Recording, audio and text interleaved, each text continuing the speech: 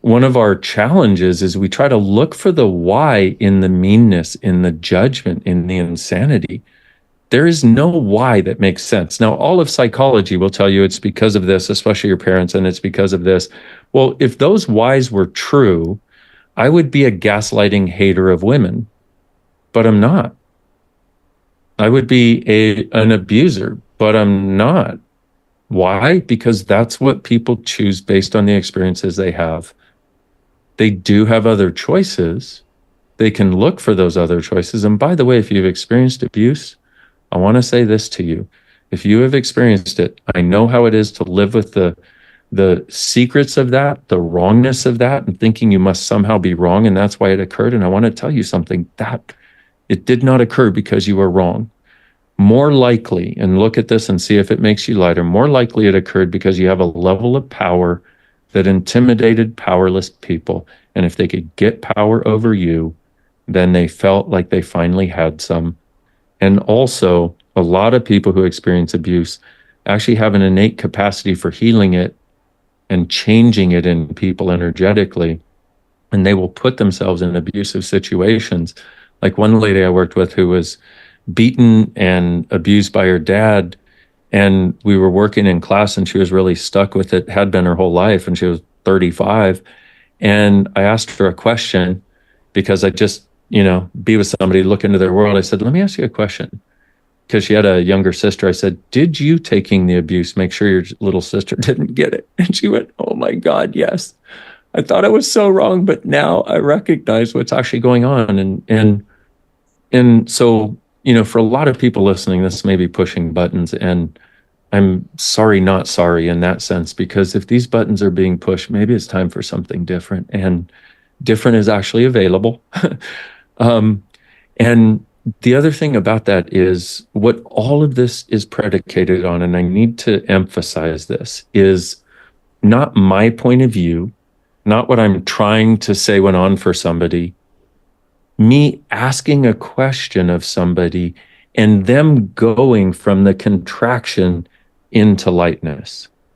That's how all of this works. And that's why, that's why it's so different, because I have not been a part of anything where they actually did this consistently, where they would ask questions and let people come to their own awareness, but recognize that when they get to the lightness of what's true, and these are some beyond reality concepts, that you did it, that you're not a victim to it, because this reality loves victims and it loves to put you in a victim box. And if you go there, you'll be stuck for the rest of your damn life.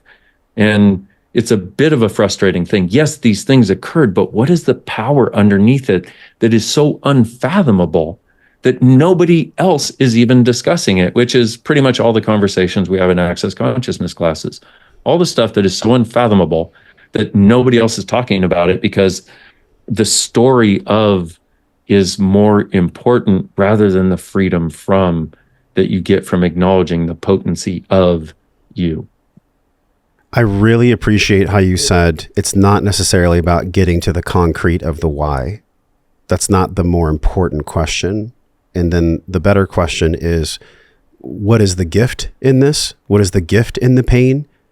It's funny. I was so shout out to Christina, my massage therapist. I just had a massage this morning and she shared with me some very personal things. And I said, well, that's what makes you such a great healer. That's what makes you such a wonderful therapist. That's why I will always go to you for as long as I can, because you have your finger on the pulse of your own pain, and it allows you to serve from that wound. And one concept that I've been utterly fascinated by, we're going a different direction, but I promise I'll bring it back. It's really fun to talk with you, because this is why I podcast, just the curiosity that keeps unfolding and unfolding and unfolding. I had a guest on the show, and his name was John Wineland. And he lost his daughter to, I believe it was sickle cell anemia, and she was in her 20s, and it was just incredibly tragic. And I said, well, what did you take from that? What do you bring to the world from that? He said, well, the wound is where you serve from. The wound is actually where you serve from. And my question to you is, what is the work that gets to be done so that our wisdom is not clouded by our wounding? Great question. And in one respect, that of course has so many levels. And what it really is about, as far from my perspective, it's about recognizing that the wounding did not occur because we were weak and wrong. The wounding occurred, and it is an acknowledgement that we are strong. And I don't say that lightly. A lot of people speak in platitudes. The difficulty is, unless we have, a podcast of itself to unpack it, I have to speak that way, but enough to try to give people the awareness that there's something totally different possible. We go so far to say as everything is the opposite of what it appears to be, and nothing is the opposite of what it appears to be. And what we're looking at always, and the way we came up with our awareness of abuse was by Gary Douglas, the founder of Access. He founded it, 10 years before I came along. I've been co-creating it for the last 24 years. And, we have thousands of facilitators around the world that contribute to that co-creation. And well, the way we got to this perspective on abuse was by working with me in the abuse I'd experienced. And what happened was he went initially from the psychological point of view of, okay, it's wrong, you're a victim. And yet nothing got lighter, nothing got more expansive, nothing put a smile on my face at all. I just felt like I kept getting buried deeper and deeper in concrete every time he would ask me a question that was about the wrongness and the blah. And finally, one day he asked me a question. He went, is there some power underneath this that you haven't acknowledged? I went, yes. I was like, hell yeah, brother. Now we're on the right track. And I was like, because that was so non-cognitive, right? And so everything is the opposite of what it appears to be.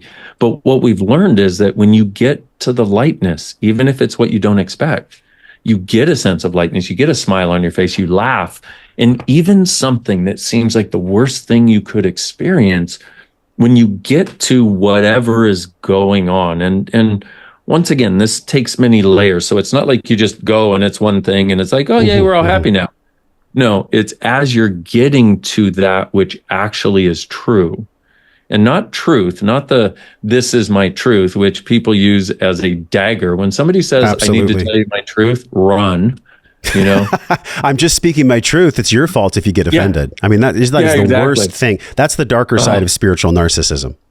Yeah, absolutely. Yeah. That right there. So this is not that. This is when you get to what's actually true. You start to get a sense of this lightness, even in what seems like the darkest of universes. And that's what we've been following. That's why we have all these tools to change things that very few people do, because, and I don't say that as an invalidation of anybody else. I truly don't mean it that way. I just want to let people know there are so many things that we have walked a path with people to get to the awarenesses of what creates it and facilitate them in changing it, that then oftentimes it applies to somebody else and applies to somebody else. And the things that we have as part of the Access classes, we make sure apply to at least 85% of the people. And this is how we've gotten everywhere, is by question from day one. And it's not just one question, it's a series of questions. Oh. I got to get you and Dr. John Demartini at a table. I mean, I don't know if you've ever rubbed shoulders with Dr. John at all. Are you familiar with his work?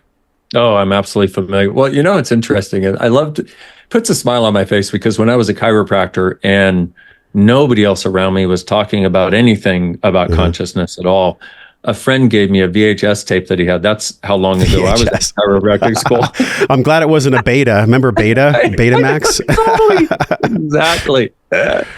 Oh yeah. A friend of mine gave me that, and I used to watch it, and I used to watch it with a couple of my friends, and we'd be like, okay, there is hope.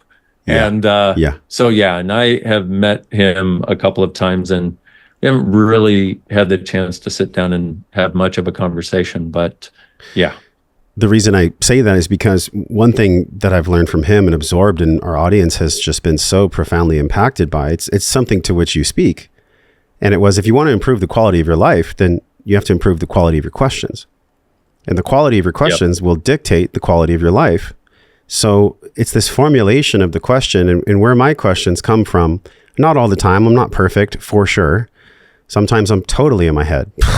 I mean, it happens. And sometimes I'm really in my heart. It's this space that Hawkins talks about, just between the head and the heart. And for some of us, it can be miles apart, but it's, what is it? I don't know, a foot or a foot and a half. It's that if I can, my voice box is resonating in my body, which is mainly water, and it's between my intellect and my heart, my chakra, my heart chakra, my ananda. And so if I can actually, with my presence with you, with my intention with this podcast, with my beingness, if I can really speak my voice between my head and my heart, I think that's where the juice is. I think that's where the curiosity is. I think that's where the great questions come from, not just from my head when I'm trying to intellectualize access consciousness, or so deeply in my heart that the head can just be completely shut off. And then I open myself up to answers that may not be mine. How do you feel about this? Well, I would say if you're willing to include your head and your heart and your throat and your crown and your solar plexus and all of the sexualness and the potency and the power plus the connection with the earth, there you go. And what we, even in our search for something greater, we perhaps of necessity, given the world as it has been, have gone hard and head. So let me say absolutely yes to what you're saying. Mm-hmm. And what if it's even bigger than we've been allowing it to be? And what if even in this, we've been trying to do an either or, which is still a polarized reality rather than a oneness of all of it? What if we included, rather than just, is it my head or my heart? If we're functioning from, say, a chakra-centered perspective, then what if we were like, what about all of them? What does my power center know? What does my gut tell me? What is it's not just head or heart. It's we as beings, if, you, I'm sure, have the sense, concept, heard of, we're infinite beings, right? Of course. Well, so infinite means we're the entire friggin' universe. Well, okay, that's too big for our minds to comprehend.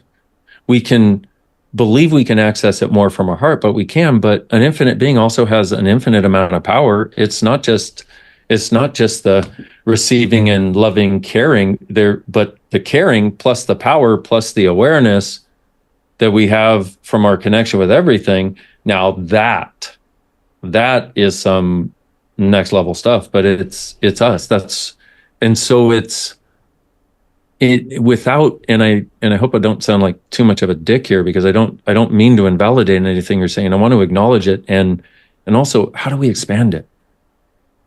How do we physically actualize and live as beyond this reality creatures? Because everything we're doing of trying to go even head or heart is a this reality point of view. It's a polarized point of view. It's this is better than this, or hey, if I can include these two.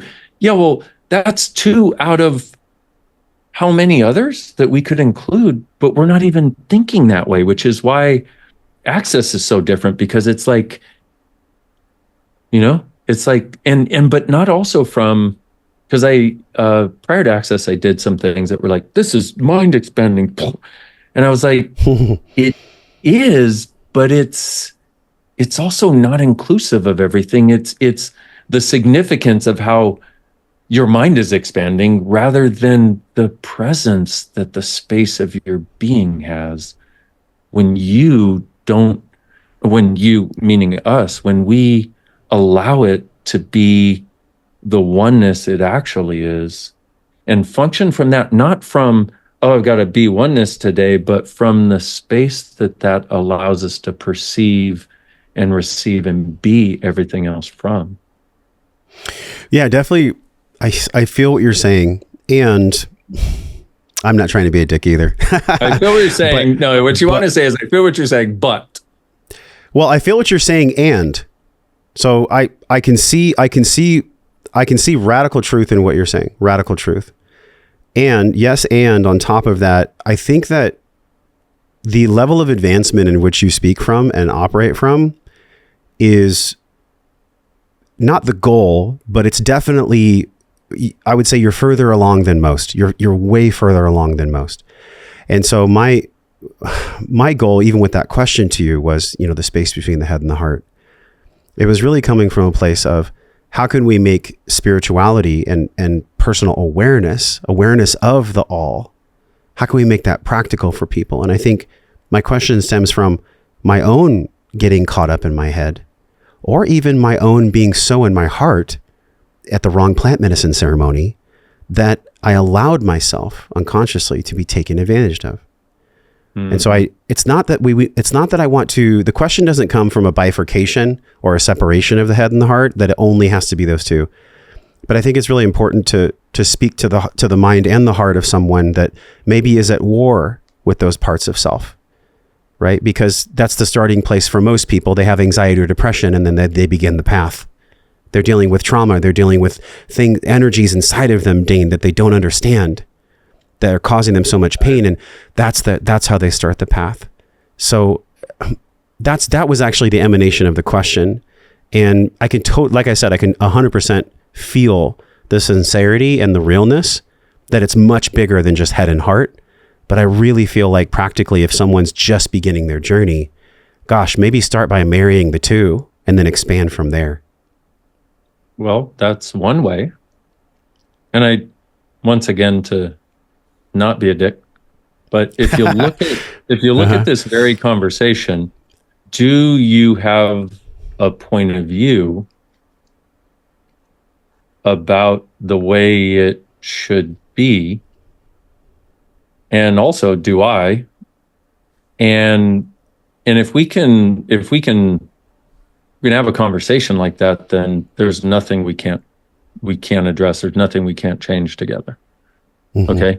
Mm-hmm. And in this, it's like, and I will acknowledge exactly what you're saying. It's like, what I'm talking about is like, what the actual F? What are you It's an expanded consciousness conversation that you've embodied through word. Well, it's not just that I'm embodying. What I've found is, if I'll be that, see, if we don't, even somebody who's starting on this journey, I get what it is to start on the journey. I was starting on the journey at one point, but I was also treated a lot of times with kid gloves, like I was an idiot because I was starting on this journey, and I will not invalidate people that way. So what I'm willing to do, because what I realize is people change by being inspired by people who are being something they desire. I am rhyming a lot today. It's very bizarre. But people change by being inspired by the sense that it is possible that somebody else presents, amongst other things. Mm-hmm, but that's one of the biggest, especially in this area where somebody is suffering. What I've realized is, if we're willing to be that, and whatever words we put around it are just the words we put around it, but if we're willing to be that and be that as an invitation to people, then even somebody starting out their spiritual journey is like, if he can be it, I can be it. If you love that video, you'll love the one on the screen right now. Click the one on the screen and enjoy.